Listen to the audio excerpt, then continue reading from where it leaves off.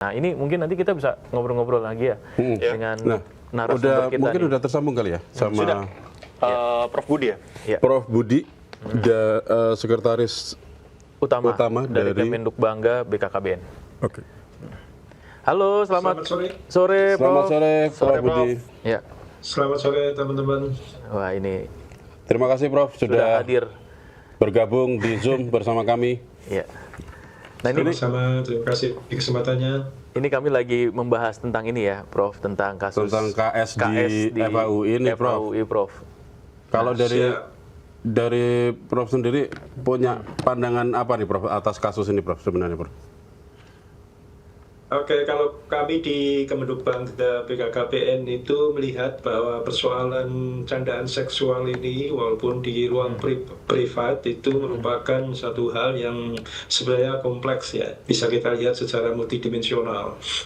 Kita bisa melihat bahwa persoalan ini bukan sekedar masalah disiplin akademik atau kehidupan normal dari remaja masa kini, para mahasiswa, melainkan juga persoalan yang sebenarnya kalau kita gali lebih dalam itu memiliki keterkaitan dengan bisa jadi kegagalan kita di dalam pembentukan karakter, di dalam pengasuhan, pendidikan, pengajaran, keluarga, dan tentu saja nanti kalau kita bicara tentang implikasinya itu tidak hanya bersifat individual, tetapi juga bisa multidimensi ke segala arah di dalam konteks pembangunan manusia, atau kalau di dalam konteks kami di Kementerian Kependudukan itu bisa juga membuat disrupsi terhadap opportunity pemanfaatan atau kapitalisasi bonus demografi, begitu ya.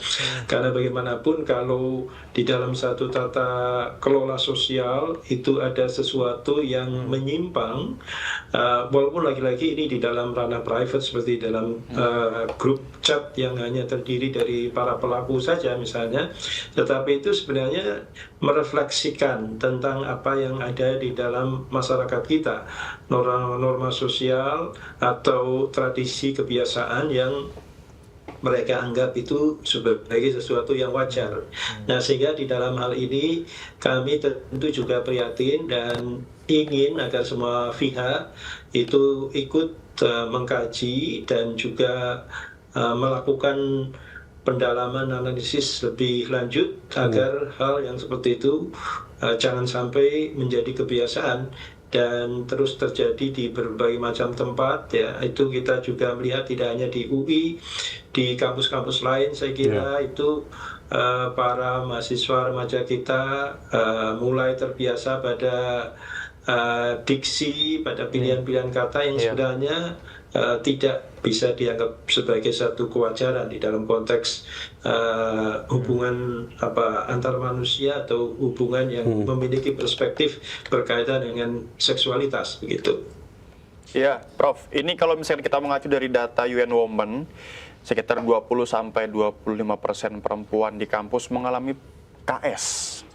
Seperti itu, data dari UN Women. Nah, kalau dari Kemenduk Bangga sendiri, kira-kira ada nggak sih Prof langkah ataupun juga strategi yang ditujukan untuk kasus-kasus seperti ini?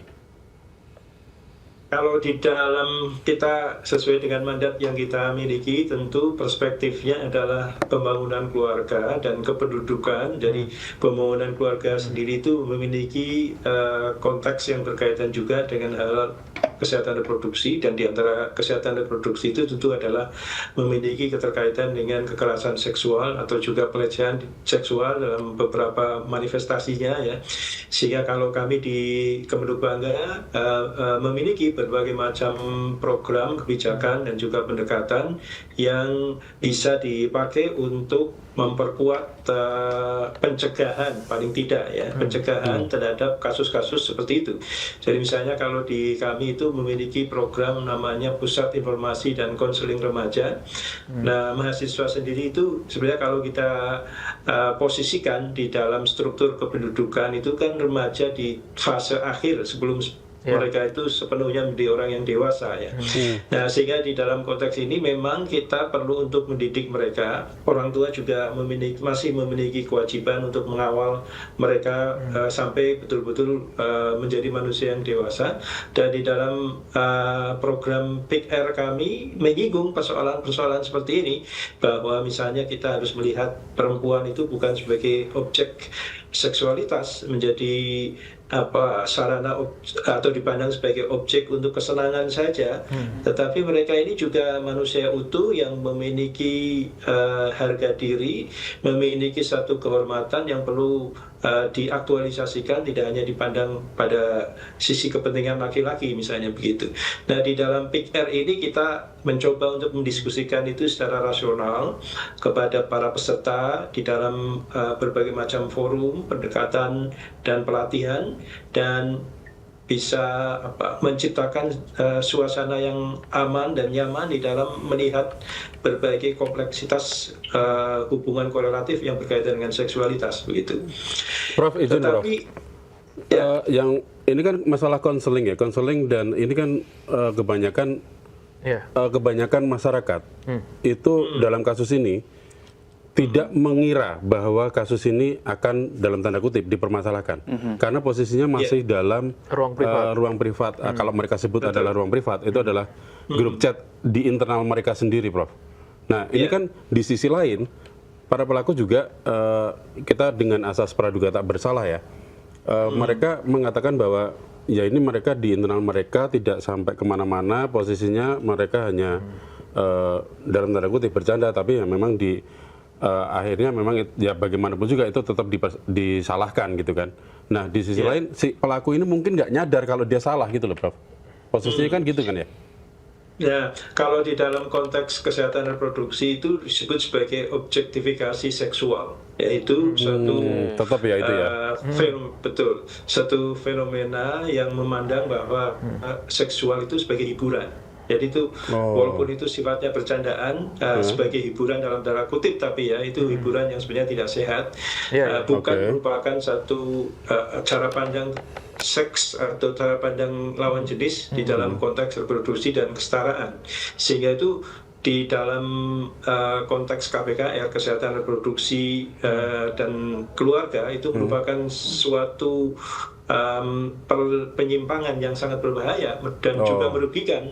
Ya, walaupun itu tertutup, lagi-lagi tertutup, tetapi juga sebenarnya di dalam lingkungan yang tertutup itu sebenarnya merefleksikan cara bertindak, cara berpikir dari para peserta yang ada di dalam grup tertutup tersebut, ya, sehingga bisa jadi itu secara tidak sadar walaupun juga sadar manifest di ruang publik pada akhirnya. Kalau sudah di ruang tertutup itu mereka itu membiasakan diri pada jargon, istilah, mungkin juga diksi dan seterusnya, tapi secara tidak sadar kemudian bisa terlontar di ruang publik yang pada akhirnya tentu tidak hanya membuat rugi bagi dirinya sendiri, tapi juga merugikan orang lain.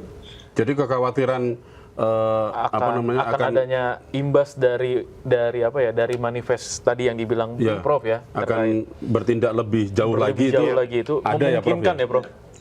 Ya, dari sisi in out itu, dari sisi ke dalamnya itu merefleksikan mungkin di luar memang mereka itu punya persoalan gangguan mental, misalnya apakah mereka itu punya obsesi-obsesi yang berkaitan dengan kegiatan seksual, lalu dibawa di ruang private, ya. Terus kemudian yang outnya, keluarnya bisa jadi hasil dari diskusi di ruang private itu dimanifestasikan dalam perilaku tindakan yang menyimpang di luar. Justru bisa makin lebih parah ya, karena kalau kita lihat itu di ruang privat itu kan satu frekuensi semua itu. Satu frekuensi.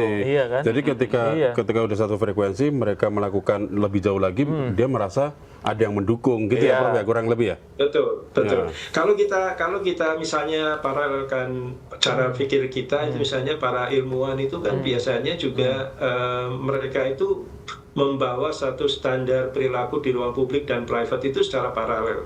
Misalnya ilmuwan itu menemukan satu, ini katakanlah karena pelakunya para mahasiswa ya, menemukan satu fenomena tertentu di ruang publik, lalu supaya mereka itu bisa mendalami, mereka mengintensifkan pembicaraan tentang persoalan itu di ruang private, ya kan? Tapi asumsi dan eksperimentasi di ruang publik, pembelajaran yang terjadi di ruang publik tadi dibawa, diintensifkan dalam seminar, dalam diskusi, dalam candaan dan seterusnya, dan kemudian nanti dibawa keluar dengan publikasi, dengan seminar lagi dan seterusnya.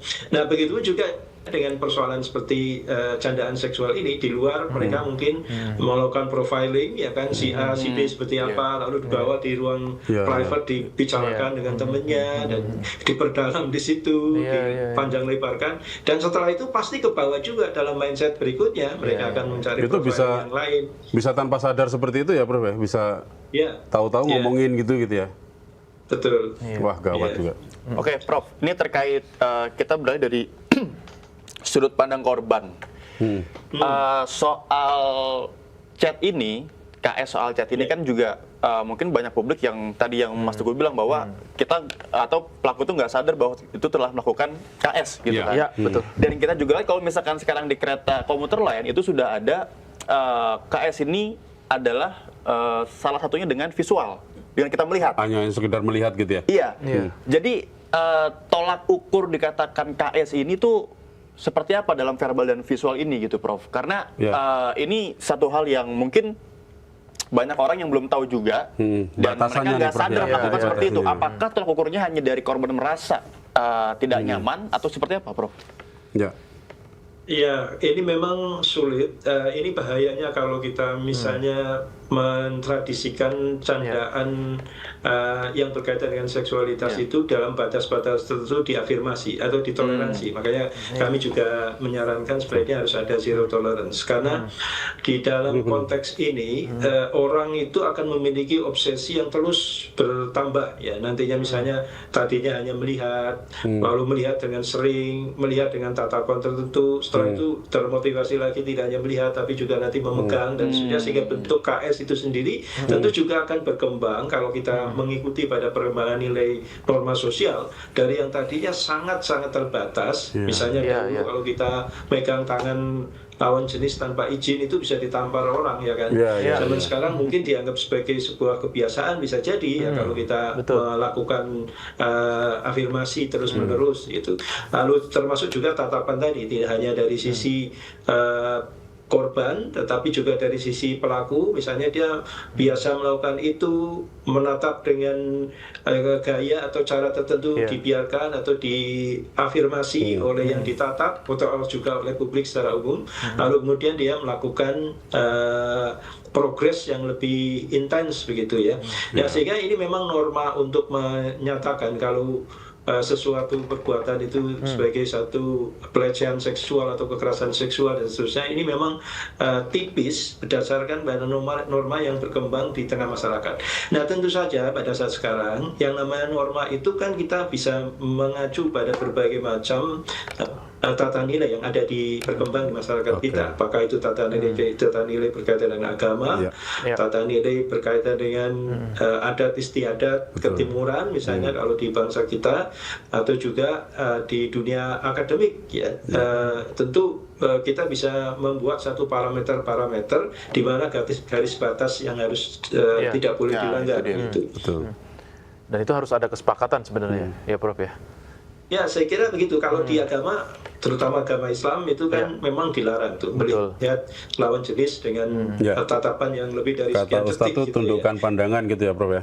Tundukkan pandangan. Terpaksa melihat ya hanya sekilas saja, 1 detik selesai itu, tutup mata setelah itu. Jangan habis ngelihat terus ngelihat lagi gitu ya, Prof ya. Ya, apalagi dipentelengin gitu. Nah, ini soal ini juga tadi saya sempat mikir bahwa belakangan memang atau kita lebih sering dengar berita KS ini terhadap perempuan. Tapi terhadap laki-laki memang tidak ada, atau memang tipikal karakter laki-laki yang ketika mengalami seperti itu kayak ya udah kita cuek gitu. Tapi dari sudut atau riset ataupun data dari Kemenduk Bangga sendiri gimana, Prof? Apakah hanya ke perempuan saja atau gimana? Ya, sebenarnya yang namanya kekerasan atau juga perilaku menyimpang dan juga pelecehan seksual itu tidak dimonopoli oleh satu jenis kelamin atau satu gender, laki-laki terhadap perempuan, tapi juga perempuan terhadap laki-laki. Walaupun juga memang kalau dari sisi statistik lebih banyak yang manifest itu pelecehan laki-laki terhadap perempuan, ya, karena tentu berbagai macam, mungkin juga karena ada budaya maskulinitas yang berkembang di tengah masyarakat kita masih seperti itu. Tapi pada prinsipnya saya kira semua jenis kelamin itu baik laki-laki atau perempuan pasti memiliki batas perilaku yang bisa dikategorikan sebagai pelecehan atau kekerasan seksual. Prof, sebenarnya kalau kita lihat ya Prof ya, ini apa strategi gitu ya kira-kira yang dibangun atau blueprintnya yang dibangun gitu untuk membangun generasi penerus bangsa. Tadi Prof bilang ini bonus demografi yang akan kita hadapi gitu ya, supaya tidak ada lagi kejadian-kejadian yang semacam ini nih Prof gitu. Jadi anak-anak muda kita nanti ke depannya itu akan punya tidak hanya akhlaknya yang bagus ya, tapi juga mentalnya juga bagus gitu kan, dan juga bisa membanggakan bangsa inilah gitu ke depannya. Jadi nggak hanya melakukan KS tadi itu. Ada nggak Prof kira-kira Prof strateginya? Ya, tentu ini lagi-lagi sifatnya multidimensional, artinya dari sisi pendidikan, dari sisi agama, dari sisi mungkin sosial dan seterusnya. Tapi kalau saya sebagai assessment di Kemenhub Bangga mungkin melihatnya dalam konteks pembangunan keluarga. Jadi kita melihat sebenarnya masa remaja termasuk mahasiswa yang ada di fase transisi atau fase akhir dari masa keremajaan mereka itu memang secara psikologis dan sosial itu memiliki kerawanan-kerawanan. Mereka misalnya memiliki curiosity, keinginan tahuan, ingin mencoba segala sesuatu karena belum saatnya, ya, belum berumah tangga kan belum bisa menikmati hubungan seksual secara halal atau secara normal, ya kan. Tapi mereka punya kecenderungan atau keinginan untuk icip-icip atau mencoba atau merasakan, ya, dan tentu itu menimbulkan dilema. Pada satu sisi mereka harus menahan diri, pada sisi lain itu ada keinginan, ada hawa nafsu, ada dorongan mungkin dari film, dari temannya, dari apalagi kalau diintenskan dengan percakapan di antara mereka di WA Group itu, maka kita melihat di dalam menanggulangi proses transisi ini, keluarga itu memiliki peran yang sentral. Jadi kalau kita bagi fase perjalanan seseorang di dalam konteks remaja ini, pertama itu dari keluarga asal dulu. Jadi keluarga asal, ayah, ibu, orang tua, saudara, kakek, nenek, itu harus menerapkan atau menanamkan fondasi awal, ya, dalam sosialisasi nilai, pendidikan, pengasuhan, dan juga menanamkan nilai-nilai keyakinan agama, spiritualitas. Yang namanya hidup itu harus ada di dalam satu standar pakem tertentu dan itu tidak boleh dilanggar. Cara berbicara, melihat, atau juga berinteraksi secara umum itu keluarga asal sangat menentukan. Kemudian yang kedua itu ada fase transisi, yaitu ketika remaja ini bergaul dengan teman sebaya. Nah, ini juga menentukan bagaimana nanti karakter dibentuk, ya. Remaja yang salah gaul, teman-temannya banyakan merokok, banyakan menggunakan narkoba, itu ada kecenderungan mereka juga akan merokok, menggunakan narkoba. Teman-temannya suka kepada aktivitas yang bersinggungan dengan esek-esek, misalnya bersinggungan dengan dunia seksualitas, sandaannya berputar seputar seksualitas, mereka juga akan bisa terpengaruh pada akhirnya pada kecenderungan tersebut. Sehingga memang ini kita sebagai orang tua juga harus bisa mengarahkan, pertama tentu membuat lingkungan yang sehat di dalam berbagai macam level dan skop pergaulan, ya, di sekolah, di mungkin hobi atau persatuan atau kelompok hobi atau kelompok-kelompok yang lain dan seterusnya, sehingga anak-anak kita, remaja kita termasuk mahasiswa di antara ini yang belum dewasa penuh itu tidak terjerumus di dalam salah pergaulan atau kelompok pergaulan yang menyimpang, ya. Itu di dalam konteks fase transisi, sehingga ini para pendidik, para rektor, para dosen, guru, kepala sekolah itu juga harus menciptakan lingkungan yang tidak membuka kesempatan adanya penyimpangan-penyimpangan perilaku di lembaga-lembaga dan lingkungan mereka itu.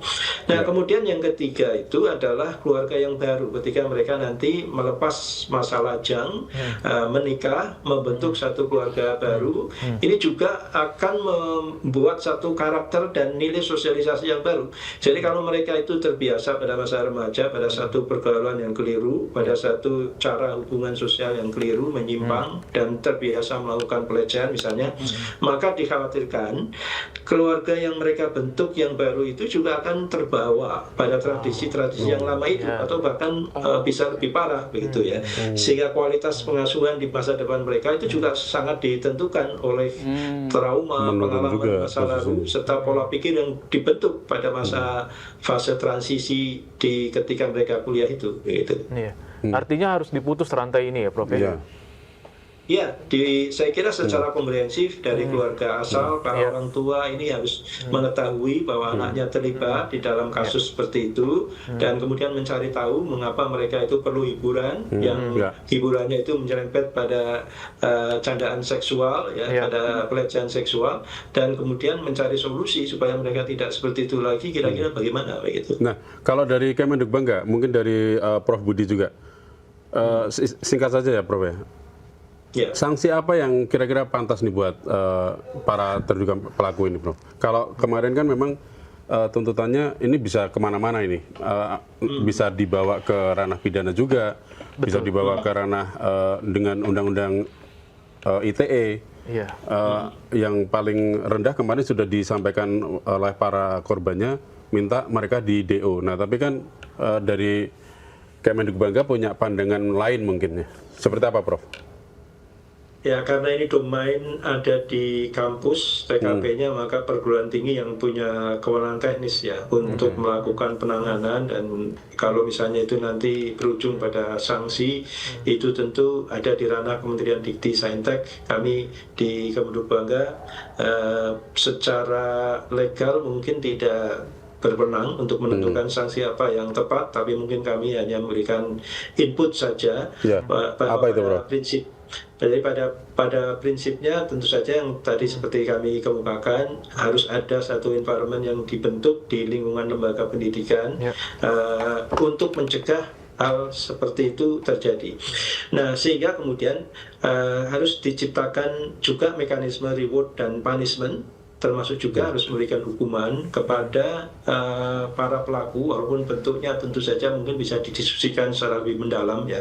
Saya tidak tahu peraturan yang ada di UI, tetapi saya kira Kemenristek Dikti dahulu, sekarang ini Kementerian Dikti dan Saintek, itu memiliki satu standar pembentukan tim anti kekerasan seksual ya di kampus, dan tentu itu ada gradasi di dalam pemberian sanksi tersebut, mulai dari yang ringan sampai yang berat seperti DO tersebut. Nah, ini nanti mungkin perlu untuk dikaji lebih dalam tingkat kesalahan dan efek dari perbuatan mereka ini sejauh mana. Kalau misalnya sangat destruktif, menyebabkan kegoncangan di lingkungan dan menyebabkan mungkin gangguan di dalam proses belajar mengajar, tentu sanksi yang maksimal bisa diterapkan.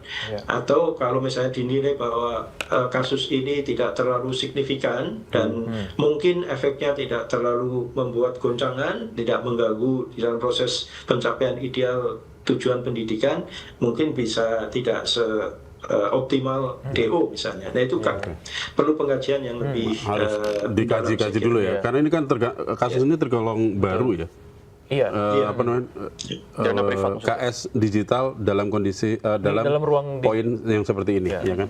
Memang hitungannya baru.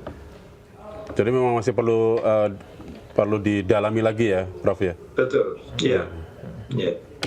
Oke. Terima kasih Prof. Budi. Terima kasih Prof atas waktunya. Luar biasa. Sudah berbagi, sudah memberikan pencerahan buat kami di sini. Terima kasih, Prof. Terima kasih, Prof. Sehat-sehat, Prof. Terima kasih. Terima kasih. Ya, memang masih terkait Tadi benar kata Prof Budi, memang karena di wilayah pendidikan atau di kampus, berarti memang yang punya kewenangan full itu dari pihak universitas gitu. Tapi ada terbuka juga kemungkinan bahwa ini akan nanti dipidanakan ya. Betul. Memang ada kemungkinan itu kalau misalnya nih nanti para korban ini lapor polisi, bisa masuk ke ranah pidana dengan undang-undang TPKS, tindak pidana KS itu tadi. Itu ada pasal yang mengaturnya di situ. Nah, terus ada juga kalau ini posisinya mereka ternyata nanti terbukti dia menyebarkan yang kaitannya sama objek-objek itu tadi, yang mereka bicarakan itu tadi, nah itu bisa masuk ke undang-undang ITE. Gitu. Bisa. Jadi apa namanya? Banyak bisa yang nah ini nih undang-undang TPKS nomor 12 tahun 2022. Ya, itu paling relevan ya. Paling relevannya itu yang paling relevan. Nah, ini yang undang-undang TPKS ini memang karena hitungannya masih baru ya 2022 kemarin, dan itu pun kan ketok palunya juga pada masa-masa Covid kan itu kan. Jadi sosialisasinya juga mungkin masih kurang ya. Jadi ya ini kita juga masih baca nih. Masih baca dan memang banyak yang belum tahu juga gitu loh, bahwa oh kayak gini tuh adalah pelecehan gitu. Mengatur itu yang pertama itu pelecehan seksual fisik dan non fisik, termasuk ucapan bernuansa seksual dan perilaku yang merendahkan martabat seksual seseorang. Masuknya ke situ. Atau Undang-Undang ITE nomor 11 tahun 2008. Junto Undang-Undang nomor 19 tahun 2016. Ya, distribusi konten yang melanggar kesusilaan. Tetapi masalahnya ini kan distribusinya justru setelah di capture ya, baru didistribusikan di ruang publik ya, di media sosial ya. Setelah di capture oleh justice kolaboratornya itu tadi. Yang kita sebutlah sebagai justice kolaborator tadi itu.